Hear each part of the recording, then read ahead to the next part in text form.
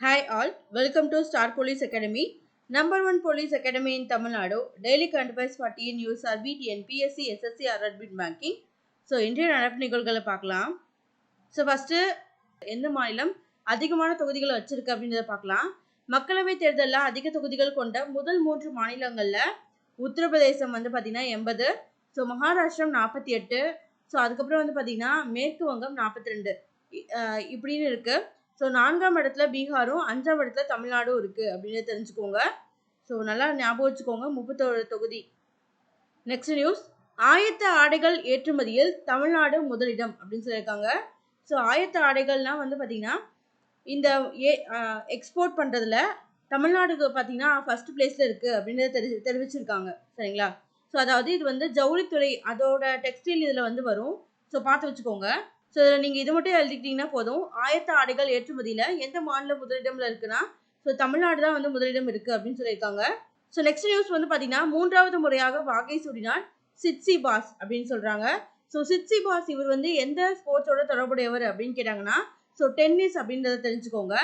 So இங்கே பார்க்கலாம், மொனாக்கோவில் நடைபெற்ற ஆடவர் டென்னிஸ் போட்டியான மான்டி கார்லோ மாஸ்டர்ஸில் கிரீஸின் ஸ்டெஃபனோஸ் சிட்சிபாஸ் ஞாயிற்றுக்கிழமை வாகை சூடினார் அப்படின்னு சொல்லியிருக்காங்க.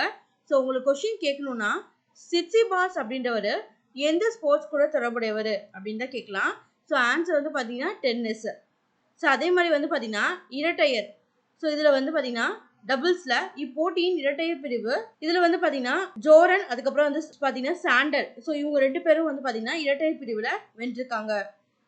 சிங்கிள்ஸில் வந்து பார்த்தீங்கன்னா சிட்சிபாஸ், ஸோ டபுள்ஸில் வந்து பார்த்தீங்கன்னா Joran and Sander. So next news, cellphone கோபுரங்கள் தேவையில்லை, செயற்கைக்கோள் மூலம் அழைப்பு. ஸோ சீன விஞ்ஞானிகள் வந்து கண்டுபிடிச்சிருக்காங்க அப்படின்னு சொல்லியிருக்காங்க. ஸோ இப்போ வந்து பார்த்தீங்கன்னா நம்ம ஒரு கால் பண்ணோம் அப்படின்னா டயல் பண்ணுற அந்த கால் வந்து பார்த்தீங்கன்னா டவருக்கு போயிட்டு அதுக்கப்புறம் தான் அந்த பர்சனுக்கு வந்து ரிங் ஆகுறது வந்து கேட்கும். ஸோ அதனால தான் நம்ம வந்து கால் பண்ணும்போது ஃபஸ்ட்டு இனிஷியேட் ஆகிட்டு அதுக்கப்புறம் தான் வந்து பார்த்தீங்கன்னா கால் ரிங்கே வந்து போகும். ஸோ அதுதான் வந்து சொல்லிருக்காங்க. ஸோ இப்போ வந்து பார்த்தீங்கன்னா இனிமேட்டு வந்து இந்த செல்ஃபோன் டவர்ஸ்லாம் தேவையில்லை, ஸோ சேட்டலைட் மூலியமாகவே நம்ம வந்து கால்ஸை வந்து கனெக்ட் பண்ணிக்கலாம் அப்படின்னு சொல்கிறாங்க. ஸோ நம்ம வந்து பார்த்துட்டு போகல, சேட்டலைட் கால்ஸ் வந்து கனெக்ட் பண்ணியிருக்காங்க நிறைய ஹோட்டல்ஸில். ஸோ 5 ஸ்டார் ஹோட்டல்ஸ்லாம் வந்து பார்த்தீங்கன்னா சேட்டலைட் கால்ஸ் தான் வந்து கனெக்ட் பண்ணியிருப்பாங்க. ஸோ அந்த மாதிரி வந்து சீன விஞ்ஞானிகள் வந்து கண்டுபிடிச்சிருக்காங்க. ஸோ இங்கே பார்க்கலாம், சீன விஞ்ஞானி குய் வான்ஜாவோ அப்படின்றவர் வந்து பார்த்தீங்கன்னா சொல்லியிருக்காரு. என்ன சொல்லியிருக்காருன்னா, ஸோ செல்போன் கோபுரங்களுக்கு பதிலாக நேரடியாக செயற்கைக்கோள் வழியாக செல்போன் அழைப்பை மேற்கொள்ளும் தொழில்நுட்பம் வந்து உருவாக்கப்பட்டுள்ளது அப்படின்னு சொல்லியிருக்காங்க. இதனால புயல், பூகம்பம், சுனாமி உள்ளிட்ட பேரிடர்களின் போது செல்போன் கோபுரங்கள் பாதிக்கப்படுறதுனால தொலைத்தொடர்பு சேவை வந்து பாதிக்குது அப்படின்னு சொல்லியிருக்காங்க. அதனால நம்ம செயற்கைக்கோள் மூலியமா வந்து ஸோ இந்த மாதிரி கால் டயல் பண்ணுறதுக்கு நமக்கு ஈஸியாக இருக்கும் அப்படின்ற மாதிரி சொல்லியிருக்காங்க. அதே மாதிரி டிசாஸ்டர் மேனேஜ்மெண்ட்க்கும் இது ரொம்பவே ஹெல்ப்ஃபுல்லாகவும் இருக்கும் அப்படின்றத சொல்லியிருக்காங்க. ஸோ நெக்ஸ்ட் நியூஸ் வந்து பார்த்தீங்கன்னா ஆசியாவிலேயே அதிக செலவு மிக்க நாடு பாகிஸ்தான் அப்படின்னு சொல்லியிருக்காங்க.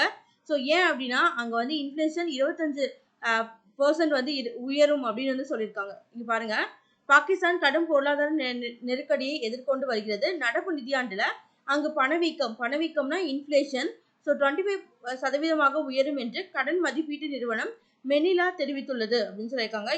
இதனால் ஆசியாவிலேயே அதிக செலவுமிக்க நாடு பாகிஸ்தான் அப்படின்றது தெரிய வருது. அதே மாதிரி இன்ஃப்ளேஷன் வந்து 25% இருந்துச்சுன்னா அதோட ஜிடிபி வந்து 1.9% தான் இருக்கும் அப்படின்றதையும் தெரிவிச்சிருக்காங்க. So next question and answer. So first கொஸ்டின்குள்ளே போகலாம்.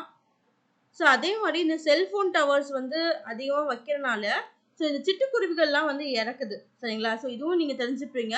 இந்த சலீம் அலி லெசனில் வந்து நம்ம தமிழில் வந்து படிச்சிருப்போம், சலீம் அலி லெசனில். சரிங்களா? ஸோ அதே மாதிரி வந்து பார்த்தீங்கன்னா இந்த சிட்டுக்குருவிகள் தினம் வந்து ஸோ என்னைக்கு வந்து நம்ம கொண்டாடுறோம் அப்படின்றதையும் தெரிஞ்சதுன்னா கீழே கமெண்ட் பண்ணுங்க. ஸோ ஃபர்ஸ்ட் கொஸ்டின்குள்ளே போகலாம். ஆசிய மல்யுத்த சாம்பியன்ஷிப் 2024 எங்கு ஏற்பாடு செய்யப்பட்டுள்ளது?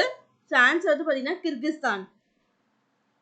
நெக்ஸ்ட் நியூஸ், உலகின் முதல் சைபர் கிரைம் இண்டெக்ஸ் பட்டியலில் இந்தியாவின் தரவரிசை வந்து என்ன அப்படின்னு கேட்டிருக்காங்க. ஆன்சர் வந்து பார்த்தீங்கன்னா 10. நெக்ஸ்ட் நியூஸ், உலகளாவிய நிதி நிலைத்தன்மை அறிக்கை 2024 சமீபத்தில் எந்த நிறுவனத்தால் வெளியிடப்பட்டது? ஆன்சர் வந்து பார்த்தீங்கன்னா IMF, இன்டர்நேஷனல் மானிட்டரி ஃபண்ட் அப்படின்னு சொல்லுவாங்க. ஸோ இந்த ரிப்போர்ட்ஸ்லாம் வந்து பார்த்தீங்கன்னா யார் ரிலீஸ் பண்ணுறாங்கன்னு பார்த்துக்கோங்க. குளோபல் ஃபினான்ஷியல் ஸ்டெபிலிட்டி இண்டெக்ஸ் வந்து பார்த்தீங்கன்னா IMF. நெக்ஸ்ட் நியூஸ், சமீபத்தில் லட்சத்தீவில் கிளையை திறந்த முதல் தனியார் வங்கி எது? ஸோ ஆன்சர் வந்து பார்த்தீங்கன்னா HDFC. Next news, Bohag Bihu. பிஹுனாலே பார்த்தீங்கன்னா அஸ்ஸாம் அப்படின்றது தெரியும். ஸோ பிஹு அப்படின்றது வந்து பார்த்தீங்கன்னா ஒரு ஹார்வெஸ்டிங் ஃபெஸ்டிவல் அப்படின்றது நமக்கு தெரியும். ஸோ அதை தான் இங்கே கொடுத்துருக்காங்க.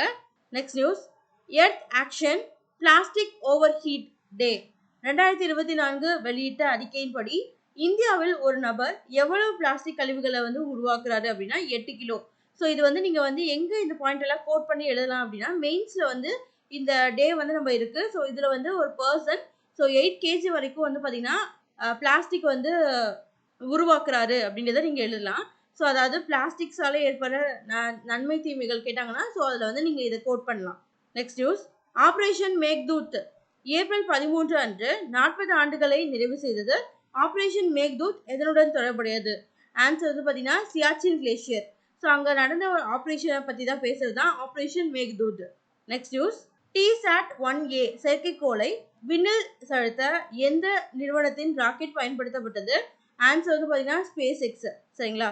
ஸோ இதே மாதிரி நம்ம நேற்று வந்து பார்த்துருப்போம். அங்காரா A5 அப்படின்ற அந்த ராக்கெட் வந்து லான்ச் பண்ணது, அதாவது டெஸ்ட் ஃபயர் பண்ணது வந்து எந்த கண்ட்ரி அப்படின்னு பார்த்தீங்கன்னா ரஷ்யான்னு பார்த்துருப்போம்.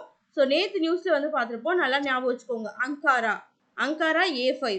நெக்ஸ்ட் நியூஸ், டிஜிட்டல் சாதனங்களை ஒத்திசைக்க எந்த நாடு தனது சொந்த அணு கடிகாரங்களை நாடு முழுவதும் பயன்படுத்துகிறது அப்படின்னா இந்தியா தான்.